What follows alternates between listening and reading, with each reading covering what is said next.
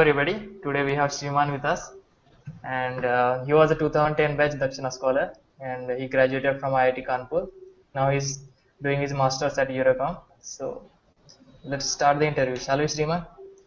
Yeah, sure. Hello. Hi. So, how's life at Eurocom, or in general abroad? Well, that's a pretty great question, and I mean, it's a pretty wide question. I mean, to describe life in a few sentences. But, anyways, life is pretty great over here, as I suppose, until now. I just finished my internship like few days back, and then defended my master's thesis back in Eurocom. So, and everything went well. So, I think life is pretty great until now. And in general, just one thing is that it's raining and raining very badly outside. So, I mean, not so much good, but rest comparing to other things, everything is fine. It's just winter has started, so it's a bit cold. Yeah. So, how was your internship at Technical Research? Well, first of all, I was like doing an internship for 6 months, starting from the 6th of July until the end of the December in the last year in 2015. So it was pretty long period over there, and I feel this was one of the good times I've had while I was working. Over there, I was working in a research team, and there we were focused on developing a model for perceived emotion detection from videos. So this model is like we tried to use some machine learning techniques on audio and video information, which was pretty interesting. I felt it was pretty interesting. So overall, the internship went pretty well. And apart from this, I happened to learn a little bit of French because most of my colleagues were French, and so it was like a great experience to me. And apart from this, I got an opportunity to learn about what their job is, or what work they do mostly in Technicolor, because Technicolor is like a pretty big entity, and they are working mostly for movies. And I mean, if you have seen the recently released movie Spectre, so they did a lot of post-production and colors and effects for this movie, and they're working a lot in multimedia and other stuff. So I believe like it was a pretty nice experience. I mean, I got opportunity to work with a research team, and that's something which I always wanted to do. So I think it was pretty nice experience. So, how were your initial days abroad? Like, how did you cope up with the new culture, new weather, and of course, a new place where everything was alien to you? I mean, what difficulties did you face at the beginning?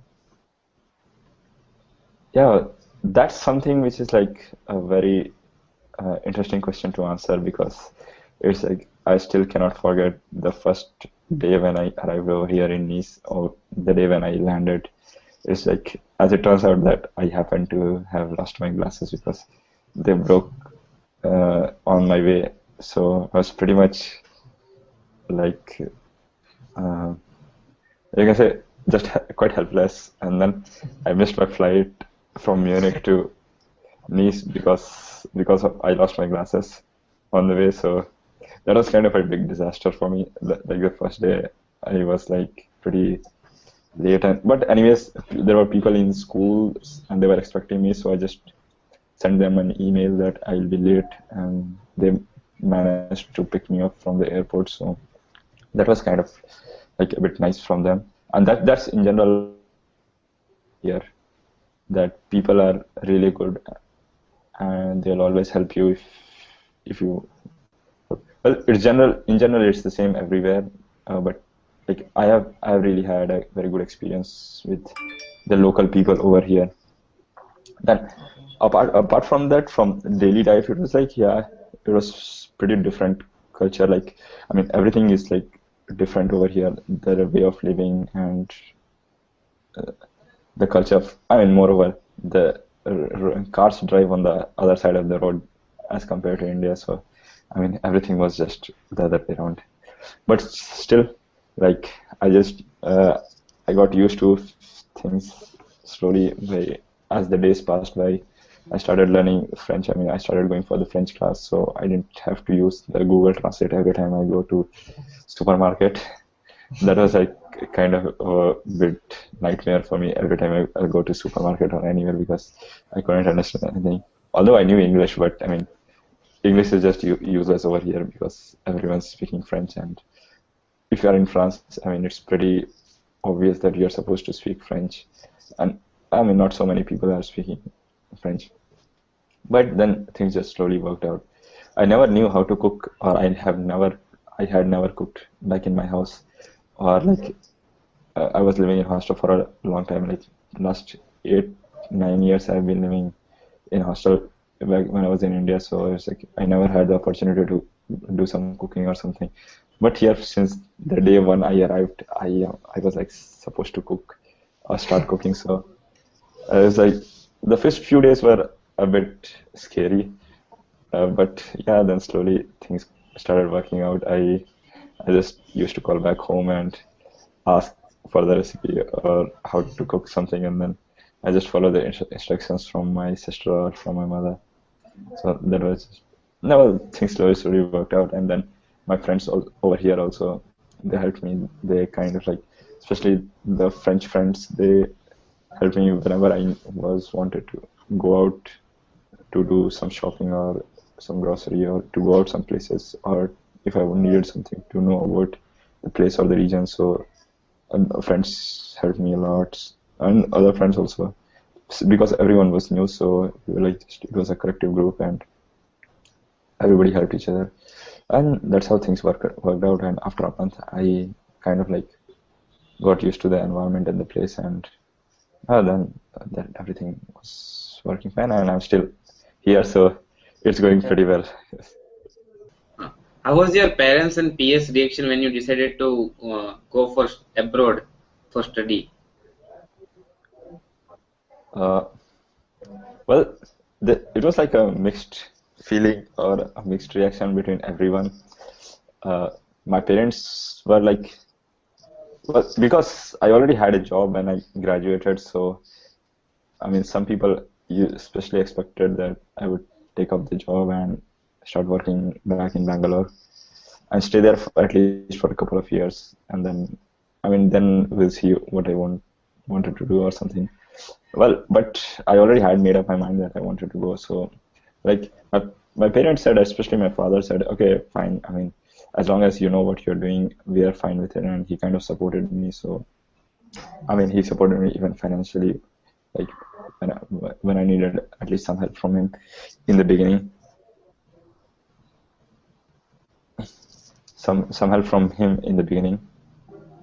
And my mother was like, well, she was kind of a bit upset that I'm going very far, but well, she knew that since this is something which I like to do and which I would enjoy doing it, so she said, okay, fine. I mean, as long as you are happy with it, we are okay with it.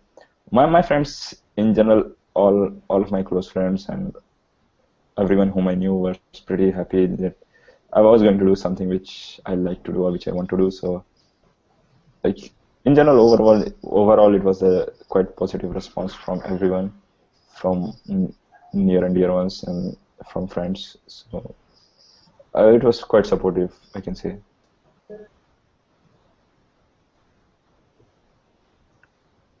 Yeah, that's it, right? Hmm. So, Shriman, why didn't you go for a job? Like, were you decided on a master from the beginning? Why didn't you go for placements process? Or did you, at any point, did you think like going through placement process or seeking a job rather than doing masters? Well, I did go through the placement process. It was just that I was not really so much motivated because at the same time I was applying for graduate schools also. So eventually, during the first week of the placement process, like the first week of December, I had a job by the end of the week. So I was kind of, I feel a bit lucky that although I was like not preparing so hard for jobs, still I got a job, and that was like pretty. I was really thankful to my friends and everyone who helped me during that time. But yeah, at the same time, I was like, I knew that at least at some point I would like to study a bit more because I was interested into doing something. So, because anyways, at the end of the day, I will be working in some or the other place. So that was not a big deal. It's just that at this point of time, was around like a year and a half, or approximately 2 years back from now, I just wanted, or I was thinking that maybe this is the time like I should study a little more and see if I want to do a bit further. And I realized that, I mean, why not? I mean, I still have time and maybe I can do it. So I applied for schools, and yeah, so I had time until the end of the May to say if I didn't want to continue Yeah. with the job. So I thought, I mean, why not take my chances? And so I applied everywhere where I wanted to go, at least at that point of times. And I applied for schools, and then I got admission into few places, and then scholarships into few places among those few. So it was kind of like, I thought it's a good opportunity since I already have a scholarship now to go, and I was not really spending or at least taking any help from my parents at that point. So uh, there was not at all. I mean, the only one thing which was like, which could have stopped me from going to study was like if I was in a financial problem at that point. But I mean, I didn't have any loan back in the college to fulfill, and also I didn't have anything else to take care of. So I thought, I mean, why not? It's a good opportunity, and probably it will be a good investment in the future. So I took a leap of faith and I came over here. Well, but before coming also, like, it was a pretty long time. I had to come like in end of August. So exactly the 1st of September I had to come. So, and before that, my job like had started, like was supposed to start in July. So I had like at least 2 months to, because I was not doing anything back in home. So I decided like I'll continue with the job like the first 2 months, and then probably I'll leave it a bit later on. But since by that time like I didn't have my visa, so I was not really sure whether like everything will work out or not. I mean, if visa gets rejected, then it would have become just a waste of time. So I continued with my job until I got my visa, and I got my visa. I had my admission, so I just left on the 31st of August, and I came here on the 1st of September. Okay. So, why did you decide to do masters at Eurocom? Was it some specific things that attracted you there? Means why did you choose Eurocom over other universities? Yeah, I mean, it's pretty interesting. Like, I should have applied to some other good places also, or like what you suppose it is a good place, like in mostly in US. But actually, I don't think, or in my point of view, it doesn't really matter in which place you are, as long as you are doing pretty good work, and because at the end of the day, what work you are doing, that matters than everything else. And here in France, Eurocom is like pretty one of the best schools over here, and there is faculty over here is like most of the faculty over here are IEEE fellows, which is like pretty awesome when it comes to computer science or electrical engineering. So that was a very interesting thing, which kind of like motivated me to come over here. And the other thing was like, I mean, you don't really go to places. I mean, you don't really get things which you want. So you don't really get things which you want. It's like whatever comes to you, just take it. And it was kind of like that mix of the two. I wanted to go many places, so I applied into several different places, and then I got admission into few places, and then I got the scholarship from few places. So when I got scholarship, like then I had to like choose like from a few places, and I got mostly from scholarship in like a couple of schools from here in France. And so I didn't get any scholarship in US because there I was also applying for a master's, and usually they don't have a scholarship for masters. So I mean, it was just a trade-off whether I want to go to US or France, and I chose. I mean, why not? I mean, it's also pretty. The economy is also doing pretty good over here, so it makes sense to go over here. And the school was like the curriculum was pretty great, and it was like a very small group. So, and I had like 125 students in my whole class. I mean, in the whole school, all the master students combined together were 125. So it was a pretty small place. What's next? Means what you look forward to after completing masters? Well, I'm just about to complete like in a month or from now, because I've already defended my thesis and it's like a few weeks when I finish everything. So I'm looking for like a PhD position as of now, or like a position in a R&D facility somewhere, so in like a research position. And I've set a few things in motion, so I'm waiting for a few results, and we'll see about it. But yeah, it's mostly like it will be either a PhD or I'll take up a job. Well, these are the two big options which are only available at the moment. So it's one of these two will be there, but whichever comes, I'll let you know. But it will be very soon, quite soon. Okay. So you received a telecom scholarship for excellence, did you? Yes, I did. Yeah. So how did you know about it? Like, what are the prerequisites and how does one apply for it? When I was sending my application to schools like here in Unicom, people or the admission committee, like I send a request that I want financial assistance to continue my studies over here, and then the admission committee, when they offered me the scholarship, they kind of like recommended me to the another committee, so it's like the scholarship committee. And then since they recommended me, it was just like I had to wait for some time to get the result of the scholarship. So exactly, it's like once you get the admission, then the school itself like selects the students for the scholarship. So there is no like direct way that you can apply for it. But yeah, suppose like a good academic background is certainly required, and then probably some good GRE, TOEFL scores are necessary. But then it all depends on the school, like who they select, and it's something which I'm particularly not aware of. But in the end, if you like have a good academic record or like a decent scores and some good recommendations, yeah, recommendations play a very big role. So if recommendations are good, I suppose it's pretty great chances that you will get selected at least for the scholarship. And then it all depends on the committee, and then how you write your application and what is your motivation. So all these things matter, and it's just a combination of several factors. So I cannot say there is certainly one factor, but yeah, you should certainly have some good scores, good test results, and pretty good recommendations, because they matter a lot. And then the motivation letter, otherwise the statement of purpose, this should be pretty good. And so it's like a combination of several things which makes, yeah. So what are prerequisites to get an admission in foreign universities?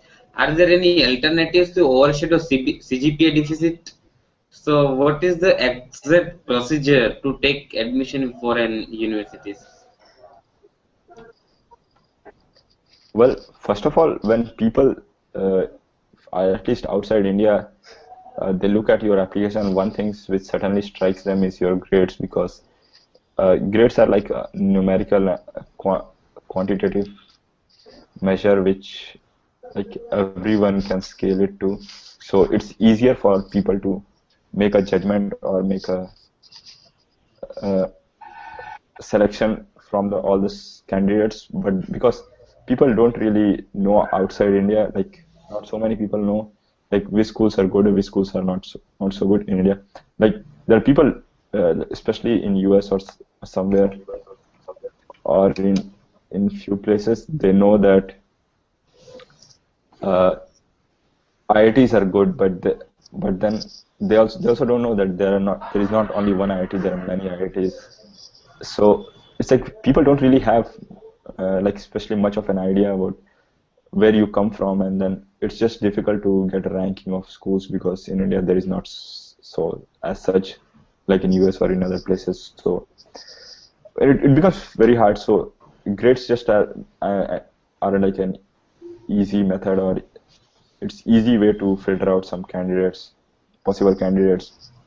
But then, so you should certainly have pretty good grades because then it makes your life much more easier. But then apart from that, grades are not the only things. Like you should have, like I previously also said, a very good letter of recommendation, at least from the two of your closest faculty, in the institute, which will only come when you start working with them and you work closely with them. Apart from that, then there are like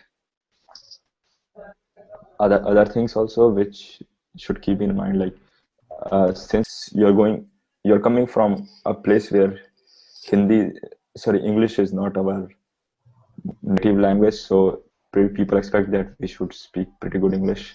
So the TOEFL and the GRE scores should be good.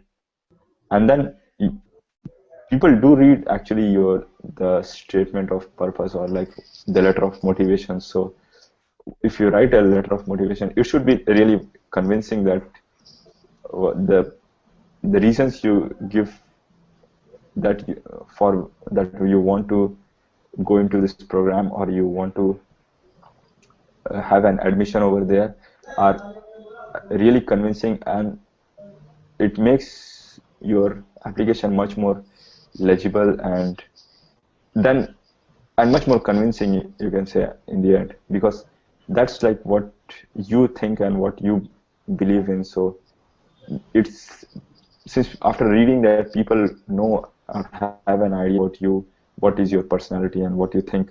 So it's always good to like write a very good statement of purpose or like a letter of motivation, because that's something which people do really look in the admission committees or something. Apart from that, as I said, these are like the few things which you should keep in mind, and then it's good if you know the faculty or someone in the school where you're applying. It just make the process easier, because then it will be easier for you to send an application, and then if you know some professor or know the prospective mentor with whom you are going to work in the school, then you can just send an email to your professor that I've sent my application and have a look at it. So because there are thousands of people who send applications, so it becomes easier for them to filter your application and look at you once you have sent an application. So I believe this is something which you should do, like build connections and build your network, and then you can have a good chances of getting accepted.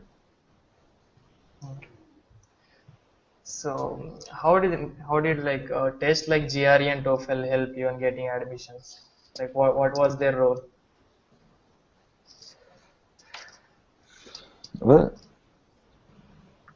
I do not really know what was the exact role, but since the TOEFL score was pretty fine, I did pretty well in the TOEFL, and also my GRE score was like, especially the quantitative was pretty good at least. So I can say since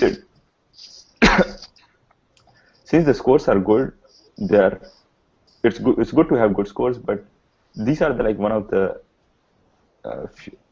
not so important factors as compared to like your recommendations, which are pretty much important. So it's good to have good scores. Like if you are above a certain threshold, then it doesn't really matter. So GRE scores and TOEFL scores are mostly used to filter out some of the candidates who are below a threshold, or just to check that you don't have a basic understanding of the language. But once you pass a particular threshold, then it does not really matter how good your score is, as long as it's above a threshold. So, and since mine was above the threshold, I can say, so it was just like a good thing to have a good score, but that's not the most relevant thing, or it's not certainly which is like gonna get you admission when there is a comparison between two candidates who have quite similar level of academic background and experience. You also presented and authored research papers on the topics related to sensor node tracking. Can you share your experience and what are the difficulties you faced and how you overcame them? Yeah, this was like one of the most productive periods I can say during my stay in IIT Kanpur. I was like working for more than like 1.5 years with Professor Hegde in IIT Kanpur, and during that period,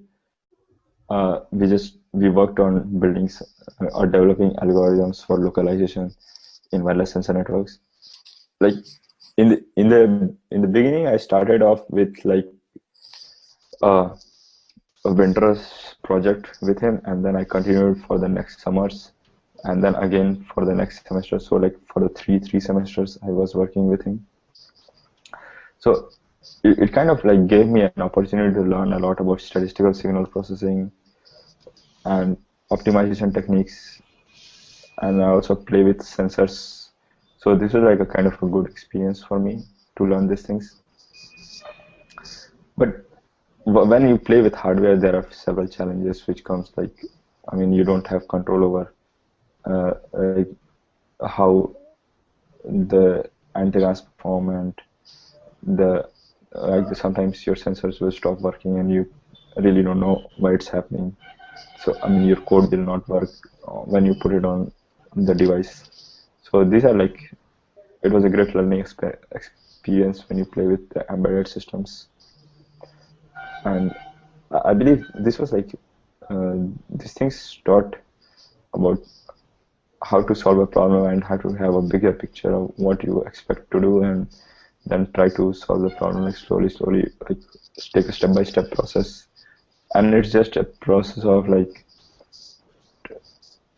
continuous process of evolving. So you fail at some things, and then you learn a few things, and then you try some other things, and then you keep on doing. I mean, that's all is research about. You do something, it works or it does not work. If it works, then I try something else. If it does not work, then you try to figure out the problem, and then you do something else on top of it. So it's just a slow process. Not a slow, but yeah, it's quite a time-taking and consuming process, and you should be like patient enough to wait for the results. And that's something which I happen to learn over there. Like, you really have to be patient a lot to do these things.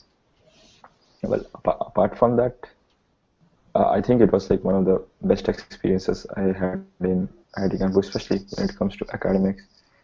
And this was like pretty nice because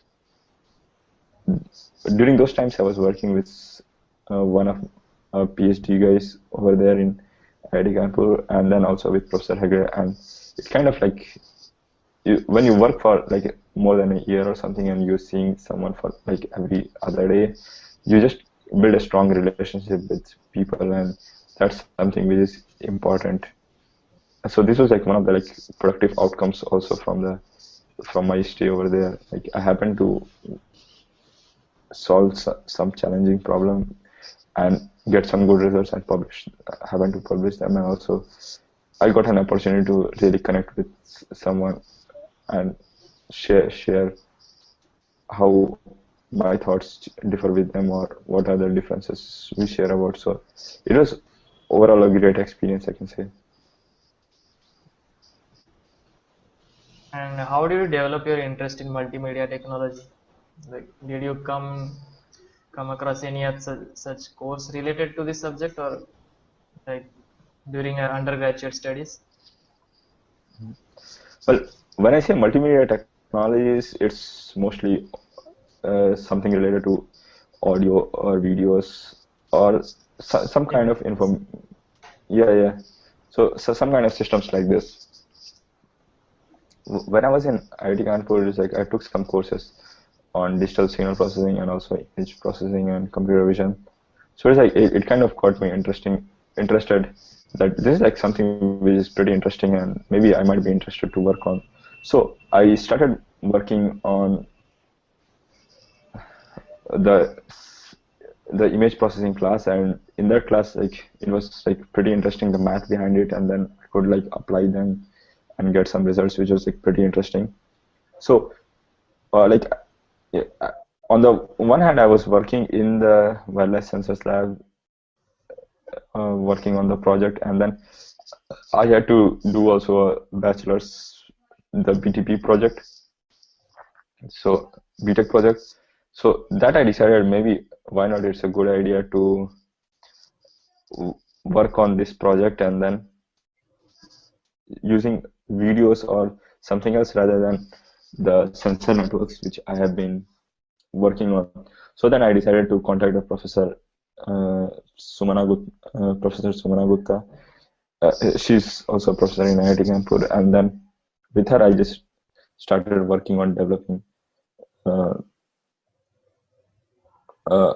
a video summarization algorithm, and that was what exactly my bachelor's thesis was, that I tried to create a summarization algorithms for video. Well, it was a pretty difficult task in the beginning because like there are so many localization algorithms, but yeah, eventually we came or like we tried to implement some things, but yeah, that was not really so much productive work as I was expecting to do. But yeah, this like kind of like kicked me that something which is like I want to pursue, and this was like one of the first introductions to me for images and videos, and I decided, okay, why not, let's go for it and see how it goes. And once I started doing this, I came to learn a lot about computer vision and machine learning, and then I also took some other courses in computer vision and machine learning, which I was just attending from the computer science department in IITK. And all of these like kind of like got me interested that this is like I'm more interested than working on sensors. So I thought, I mean, come on, let's do something interesting in this, and then I just went for it, and so I ended up studying multimedia. Okay. Can you tell us more about your research interest and career opportunities in this field? At the moment, I'm mostly interested in working with deep neural networks. So this like it's the currently recently developed technology. It's not really recently developed. It has been there for like a long time. It's just that the computers were not fast enough. So now since the computers are pretty fast, I'm mostly interested in applications of deep neural networks into learning problems such as speech recognition and image recognition and video understanding. So it's like more semantic understanding from the audio and video content. So this is like pretty much I'm at the moment interested in, and I'm also working towards it. And that was like also my master's thesis and my internship was about. And since it's one of the most emerging research topics at the moment, I think the future prospects are pretty good. I mean, I'm not saying you that you should only do neural networks, but yeah, this is like something which is pretty promising, at least for the next few decades, and at least for the next 2 decades. But when did you realize that you wanted to do further studies in this field only, and how did you start your preparation for this? Well, once I came to Eurocom, then like my professor introduced me to neural networks, and I started working with him. So that was like kind of a first introduction for me to neural networks. And then once I was working for like the 2 semesters on a project with him, it was like it kind of got me excited that it's pretty interesting because the results are coming pretty good and the system is performing well. So I continued with it, and then I did my internship in the same, because I had a few opportunities for internships, and only one of those internships was about neural networks. Then I decided, I mean, why not? I mean, this is something which I'm enjoying to do, and I also have an offer. So let's go for it. And the team was also one of the good teams they have in Technicolor, so it was pretty obvious choice then it became to go for it. Can you please take us to your college days? Means how was life at IIT, and what skills that you learned in IITs that help you in further apart from academics? Well, staying in IIT for 4 years was like one of the most like changing experiences I ever had. It's like I got introduced to a lot of people and a lot of people from different places and different skill sets with different personalities. So it's kind of like helped me build my own personality. I took the things from the good things which I liked in many people or which I felt that I lacked in, and it kind of helped me overcome some things which I was not good at. Like I was not really good at speaking in front of the people, and then like in IIT Kanpur, I got a lot of opportunities, especially giving presentations or doing some co-curricular activities. So it was like a great experience. Like you work in teams, you work with a lot of people, and then it's just that your personality just becomes different and different in a good way. So I believe just working with different teams with different set of people from different backgrounds was a great experience, and it was, I can say, enriching experience because people are smart, really smart over there, and then you get to work with a lot of smart people. What's interesting is like you have done a lot of projects and published some research papers during your IIT Kanpur undergraduation itself. Like, how did you manage all this along with your academics? Well, I was not really like the 10 pointer in IIT Kanpur, so it means like I was not really like kind of the guy who was like studying like 24/7. So I still had a lot of free time.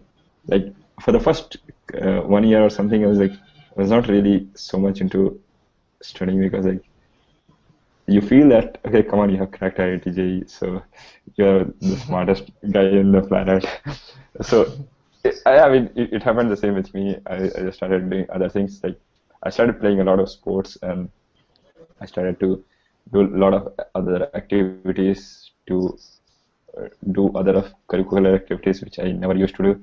So like I even tried to go to painting sessions and sketch sessions in dramas, which I was like, which I never did ever in my life. Like painting was like the first time I was doing. Although in school they teach a lot, but I was not really motivated ever to do that.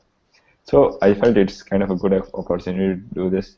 So it's like you just have to manage your time, and then because there is always ample amount of time, so because we spend a lot of our time sitting in front of computers, we feel that I mean we don't have time, but there is a lot of time to do everything you want to do, or you just have to manage your time. And I mean that's what, like after the first year when I realized that I'm just uh, going around and doing some things which although I like it, but I don't feel that I'm so much interested into it. Maybe I should do something else. So I just started devoting my time to other activities which I liked. So I just started working on projects and academics, which I realized that I'm pretty good at it. So, and that's how I started working. Because at some point you realize that okay, what you're doing is like not the best things for you. So you have to just make a change of course, and that's what I did. And just I just had this realization, and I'm here. What are some turning points of the decision you made during your undergraduate years that led you here?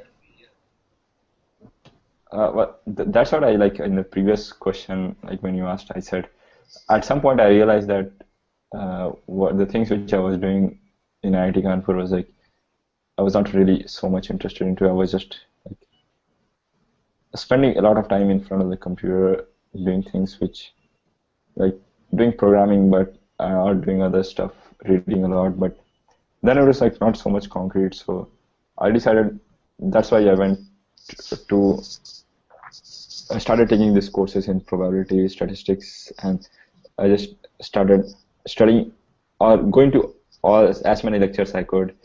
So like I started to collect knowledge from wherever it was coming from. So like because no one cares if you go to a lecture in which you are not enrolled in, or in computer science department, if I go and sit in a lecture, nobody's gonna stop me unless it is an exam. So you can just go in there in the lecture, sit there, solve the exams, solve the exercises, do the problems, and that's just everything is fine as long as, I mean, because you're not supposed to give the exam, so you're not supposed to be there. But other than that, knowledge is free and it's flowing, so you can just go anywhere you want. So apart from my lectures, I started going to all the lectures where I could go and which interested me. And I did this for like a long time over there, at least for the last 2.5 or 3 years. I did this whenever I had time, and that was fun. And then these were the things which kind of like got interested in me, that doing some math and applying it. So like applied math and machine learning was like something which gets me interested, or which I feel is exciting. So I just continued with doing this stuff, and I landed up here. Then it's just a part of the process we just slowly followed on. So what was your inspiration behind your research interest? I mean, what motivated you to do research and not anything else? Yes. I mean, it was not that I was not doing anything else, but I can say that it was something which was like I enjoyed.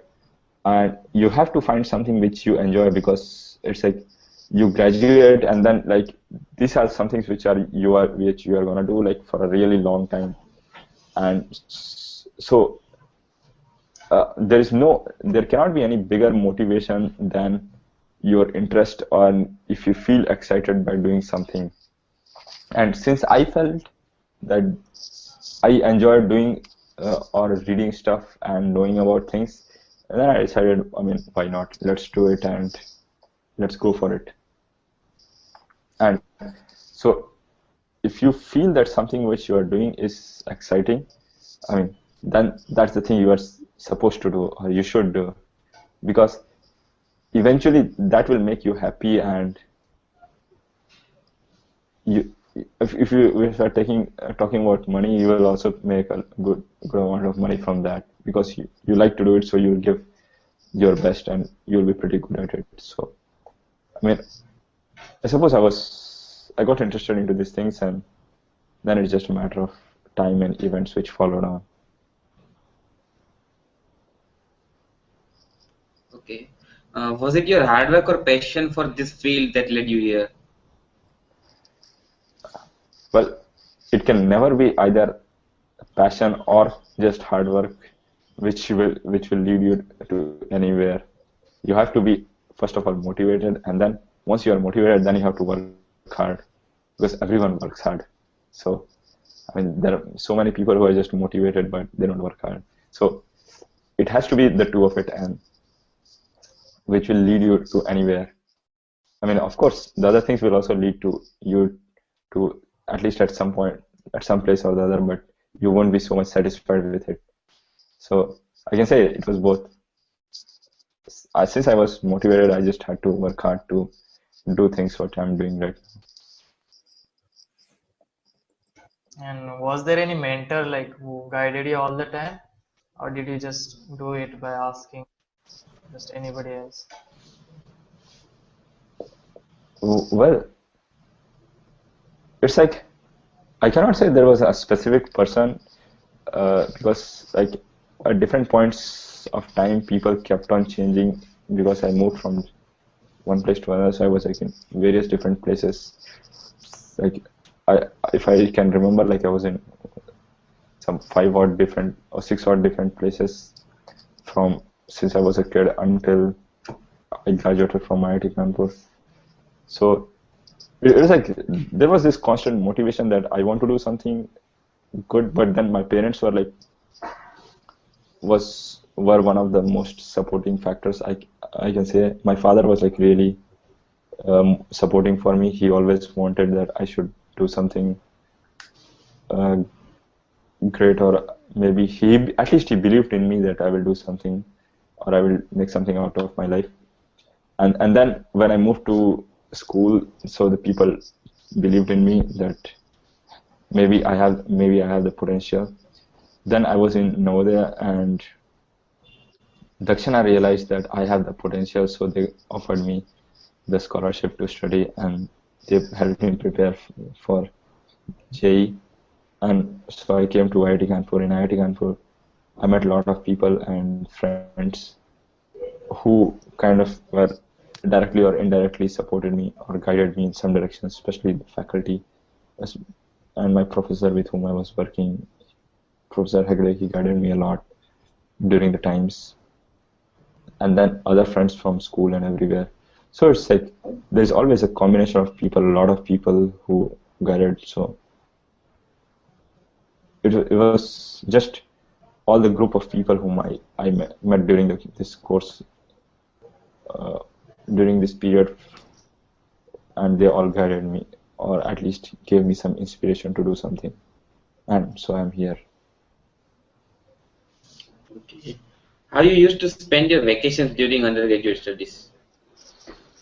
Well, I still don't remember when I had a pretty good vacation in IIT Kanpur, but yeah, most of my vacations were in IIT Kanpur, except the first one, because in my first vacation I went home. Well, still I was there in IIT Kanpur, and then, but yeah, for a long time, like at least half of the vacation I was home. But after that, I don't remember spending any vacation in home. I was either in IIT Kanpur, or in one of the vacations I was in an internship. That's the end of the second year. And then during others, I was just working in the lab. So practically I didn't have any vacation. So you're working all the while. Well, that's like just helped me keep distracted. And well, I didn't have anything else to do other than traveling and going around. But I was not much of a traveling kind of guy during those times, especially like first 2 or 3 years in college. So I just stayed there and worked, because I felt that was I was enjoying, at least I was having fun working, so I just stayed over there.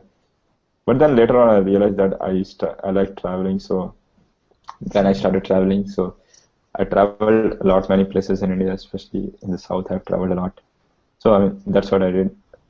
It's like after I finished my fourth year, or the summer, when I was like my 8th semester ended, then I traveled a lot. I was traveling, I was meeting friends, and then I traveled a lot in south of India, Kerala and Tamil Nadu. So I met relatives and everyone. So, and do you think extracurricular activities help in getting admissions in Yeah, university? they do. They certainly do.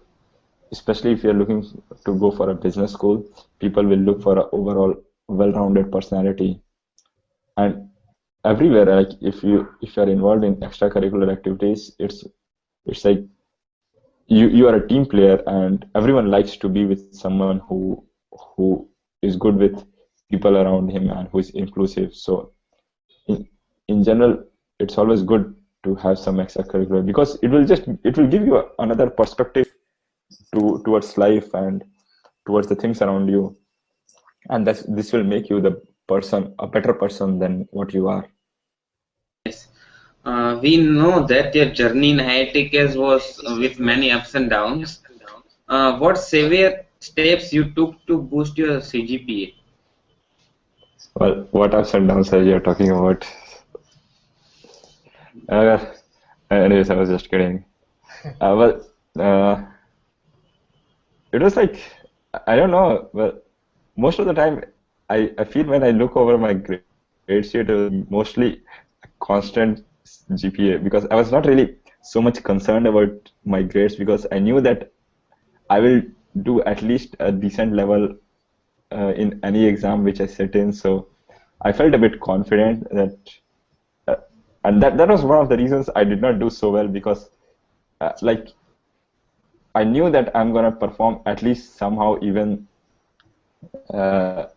what I do. So like that was like kind of like gave me or did not give me a motivation to work so hard. But then on the other hand, like there's two things. You want to get a good GPA or like a CPI, or you want to learn a lot many things.